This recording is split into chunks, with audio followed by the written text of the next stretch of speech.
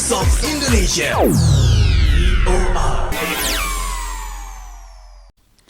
Ya, pendengar Voice of Indonesia dimanapun Anda berada, senang rasanya saya Dora menyapa Anda di program Indonesia hari ini. Dan pendengar, di beberapa negara sudah dilantik nih anggota PPLN untuk persiapan pemilu 2024 yang tentunya sudah di depan mata. 3 Februari lalu, sebanyak 7 anggota PPLN Hong Kong juga sudah dilantik. Nah, terkait dengan hal itu, saat ini saya sudah tersambung melalui Zoom dengan Bapak Agustinus Guntoro selaku Ketua PPLN Hong Kong. Dan tentunya kami akan ngobrol ini persiapan pemilu di sana dan bagaimana antusias WNI di sana pada pemilu 2024. Halo Pak Guntoro, apa kabar? Halo, selamat siang. Baik kabarnya. Terima kasih. Luar biasa nih, senang rasanya nih bisa ngobrol dengan Pak Guntoro. Tadi sebelum ngobrol kita udah cerita nih kalau Pak Guntoro harus naik kapal dulu ya. 1 jam nih ya untuk ke KJRI. Terima kasih waktunya ya Pak Guntoro. Sama-sama. Ya, dan ngobrolin soal pemilu 2024 yang sudah di depan mata nih Pak Guntoro. Bagaimana nih proses pemilihan bagaimana proses pemilihan umum di sana nih Pak? Nantinya. Ini proses pemilihan yang mana? PPLN-nya? Nantinya pemilu 2024. Pemilunya secara garis besar. Betul. Oke, kami dilantik pada tanggal 3 Februari actually. Kemudian setelah itu kita mengadakan 4 kali rapat sudah. Nah, prosesnya bagaimana? Sekarang baru pada proses minggu yang lalu kami sudah melantik 62 pantarlih. Nah, sekarang prosesnya pantarlih ini akan memulai proses pencuplitan atau mencocokkan data. Jadi prosesnya baru sampai di situ.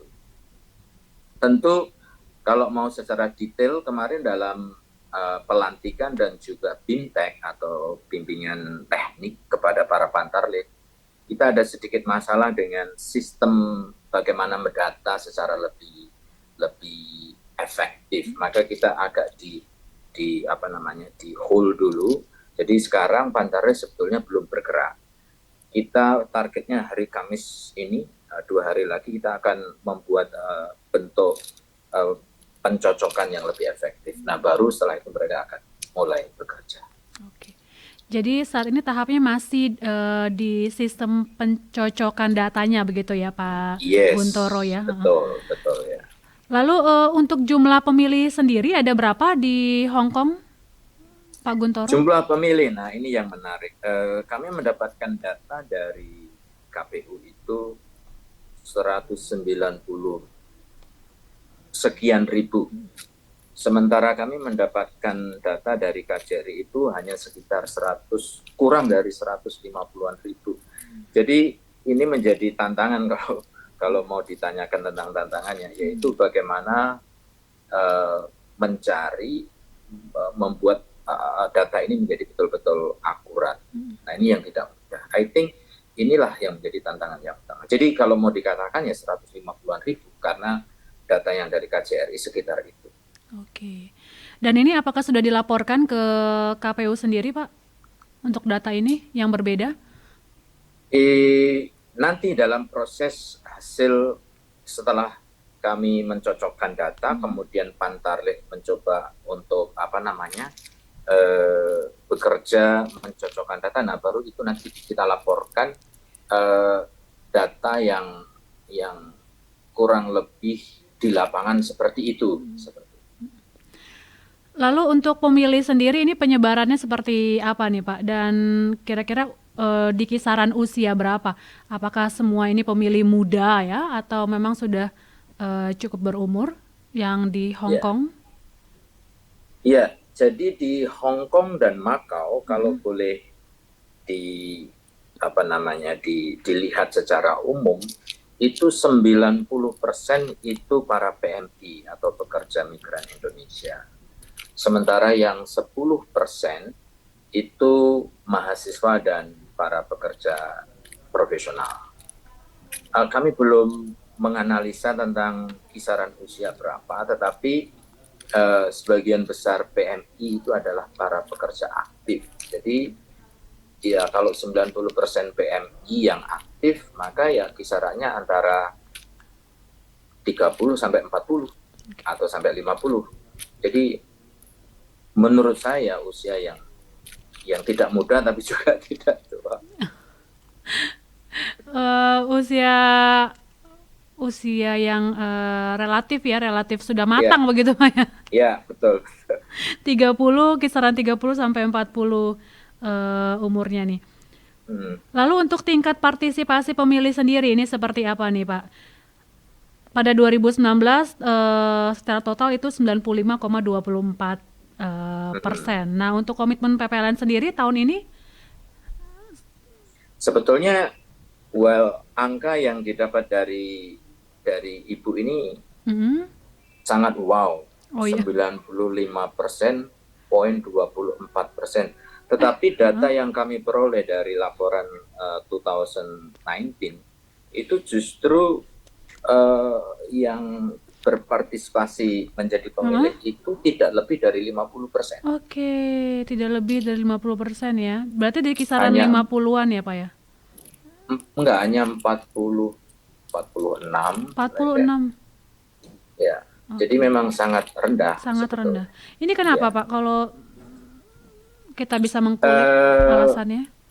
Kami belum mempelajari secara detail bagaimana tahun 2019 itu mereka menghadapi tantangan-tantangan yang ada. Tetapi kalau kita melihat secara general, tentu pemilihan di Indonesia dengan di luar negeri itu sangat berbeda. Kalau di Indonesia mungkin sangat mudah untuk mendata. Sementara di Hong Kong ini, khususnya untuk PMI, itu akurasi melihat data itu tidak mudah karena data yang ada itu tidak lengkap, sehingga juga sulit untuk menjangkau mereka.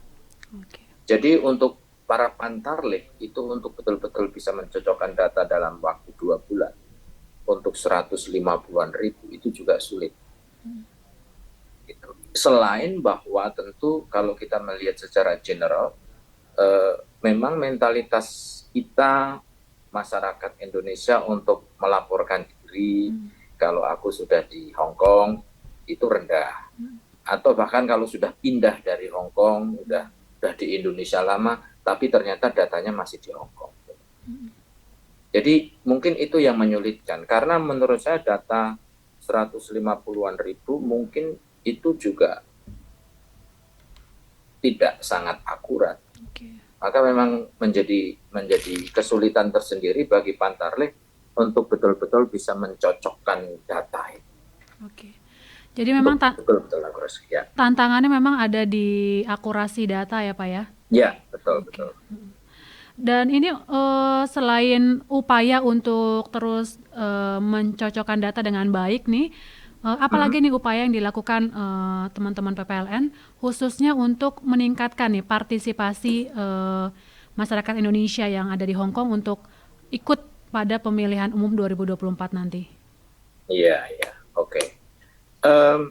Sejauh ini yang kita baru merencanakan ya, karena kita baru mulai bekerja, jadi sifatnya antisipasi atau strategi yang akan kami lakukan. Pertama, sosialisasi menjadi sesuatu yang sangat krusial di sini.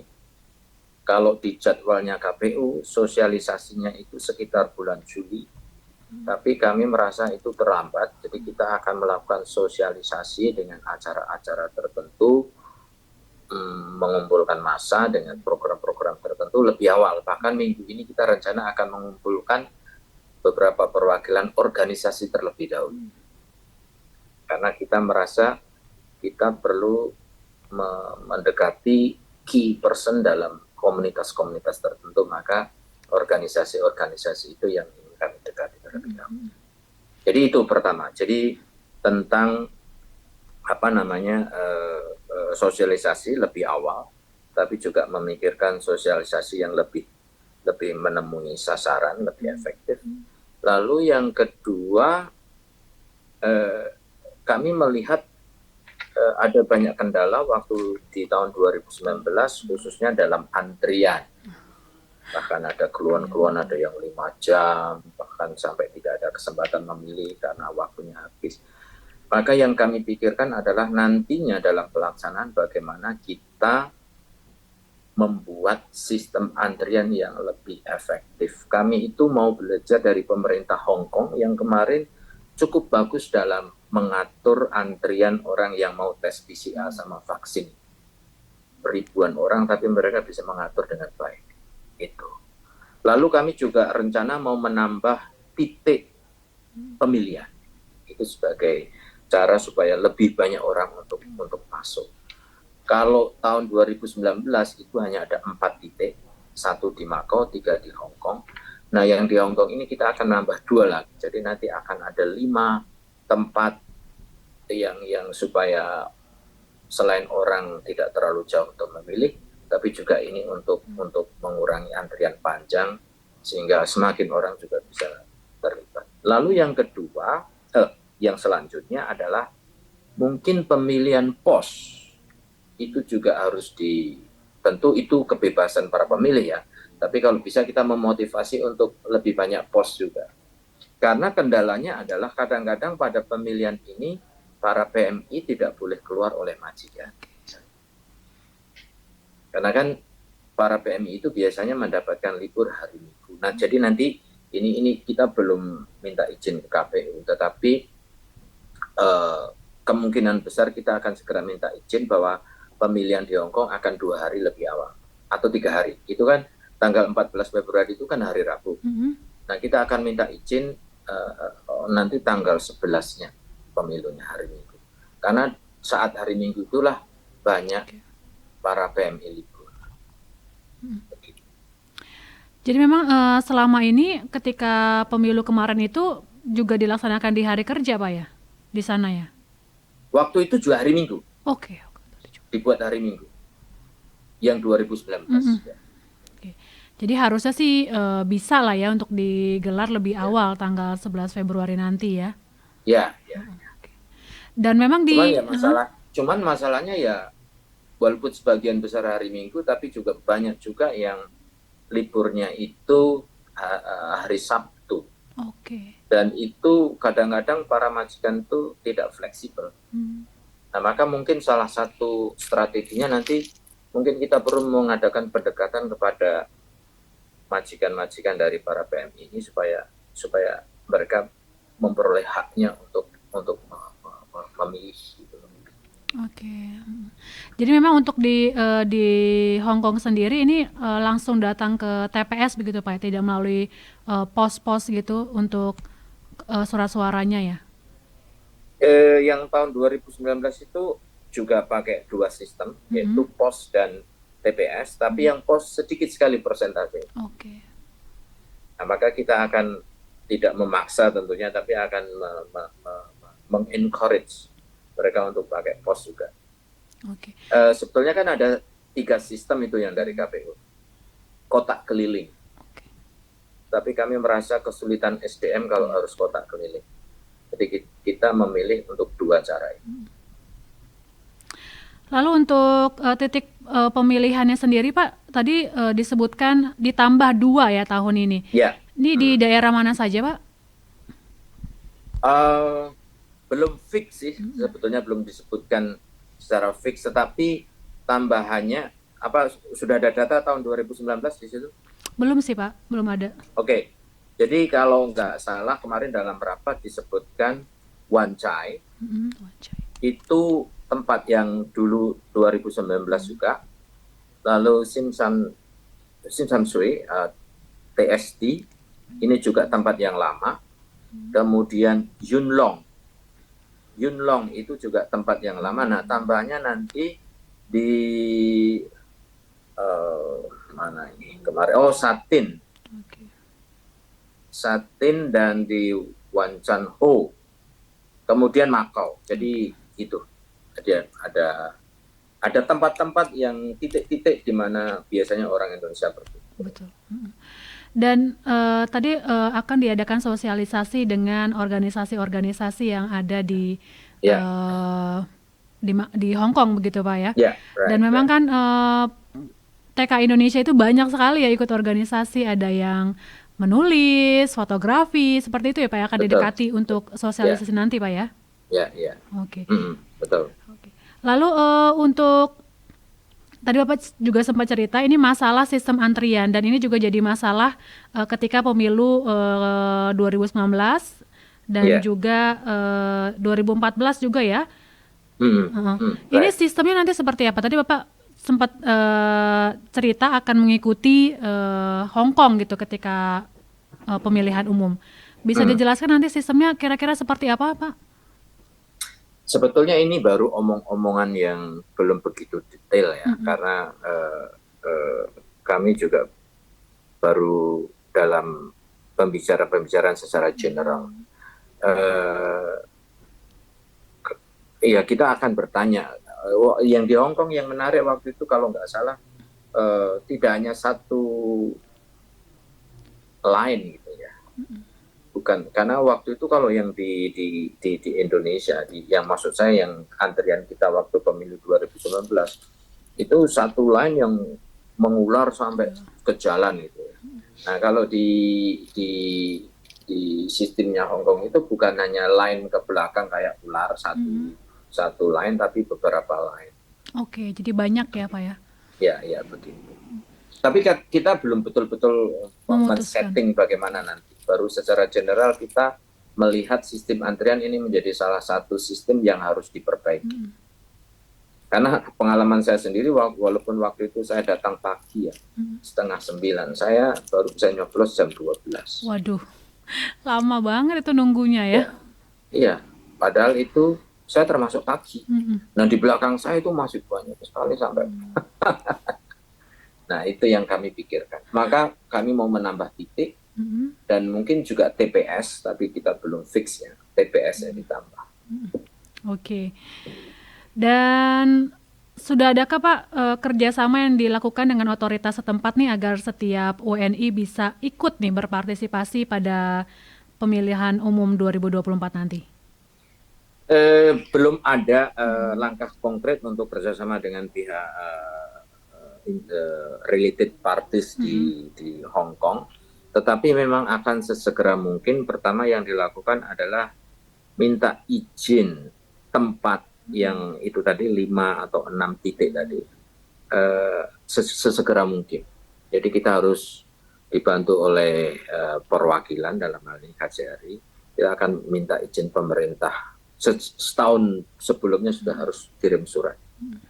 Karena kadang-kadang pemerintah sudah ya, tapi pengelola gedung itu kadang-kadang juga repot. Maka juga nanti harus betul-betul dipastikan jauh-jauh hari. Itu soal tempat. Lalu kami juga berpikir sosialisasi yang ke majikan-majikan itu, ya kita belum tahu bentuknya bagaimana, tetapi mungkin perlu mengirim surat, mungkin dengan bahasa Kantonis supaya mereka lebih mengerti bahwa pekerjanya itu perlu ada waktu untuk memilih sebagai bagian dari hak dan juga sekaligus kewajiban sebagai warga negara Indonesia. Mungkin mereka akan mengerti. Ini juga belajar dari pengalaman saya. Saya bekerja di gereja, lalu para pekerja nggak boleh keluar ke gereja. Nah, lalu saya menulis surat ke majikan menjelaskan bahwa ini hari raya agama ini dengan kewajiban harus datang ke gereja, bla bla bla. Nah, mereka kemudian mengizinkan.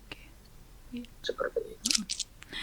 Ya, semoga nanti di 2024 ya, ini partisipasi pemilihnya semakin bertambah nih Pak ya. Ya, insya Allah. Targetnya berapa Pak? Ya, targetnya itu. Walaupun kami belum menentukan berapa persen, tapi tentu selalu akan berusaha menjadi yang lebih banyak ya. Jadi indikator kesuksesan itu kan memang pertama harus banyak yang lebih aktif, yang kedua ya semoga semuanya berjalan lancar, aman. Amin. Ya Pak Agustinus Guntoro, terima kasih untuk waktunya nih. Semoga setiap prosesnya berjalan dengan baik dan lancar ya, dan pemilu 2024 juga berjalan dengan baik dan lancar di Hong Kong nih ya, Pak Ya, Agustinus Guntoro. terima kasih ya, semoga. Terima kasih untuk waktunya dan pendengar Voice of Indonesia. Demikian tadi bincang-bincang saya dengan Ketua PPLN Hong Kong, Bapak Agustinus Guntoro. Dan terima kasih, terus dengarkan siaran kami Voice of Indonesia melalui streaming di voinews.id atau aplikasi RRI Playgo. Voice of Indonesia. VOA.